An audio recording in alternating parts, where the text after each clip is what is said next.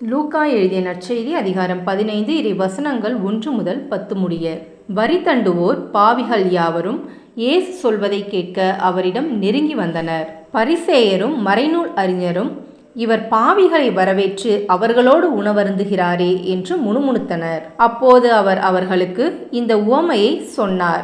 உங்களுள் ஒருவரிடம் இருக்கும் 100 ஆடுகளுள் ஒன்று காணாமற் போனால், அவர் 99 ஆடுகளையும் பாலைநிலத்தில் விட்டுவிட்டு காணாமற் போனதை கண்டுபிடிக்கும் வரை தேடிச் செல்ல மாட்டாரா? கண்டுபிடித்ததும் அவர் அதை மகிழ்ச்சியோடு தம் தோள் மேல் போட்டுக் கொள்வார். வீட்டுக்கு வந்து நண்பர்களையும் அண்டை வீட்டாரையும் அழைத்து, என்னோடு மகிழுங்கள், ஏனெனில் காணாமற் போன என் ஆட்டை கண்டுபிடித்து விட்டேன் என்பார். அதுபோலவே மனம் மாற தேவையில்லா 99 நேர்மையாளர்களை குறித்து உண்டாகும் மகிழ்ச்சியை விட மனம் மாறிய ஒரு பாவியை குறித்து விண்ணுலகில் மிகுதியான மகிழ்ச்சி உண்டாகும் என நான் உங்களுக்கு சொல்கிறேன். பெண் ஒருவரிடம் இருந்த 10 திராக்மாக்களுள் ஒன்று காணாமற் போய்விட்டால், அவர் எண்ணெய் விளக்கை ஏற்றி வீட்டை பெருக்கி அதை கண்டுபிடிக்கும் வரை கவனமாக தேடுவதில்லையா?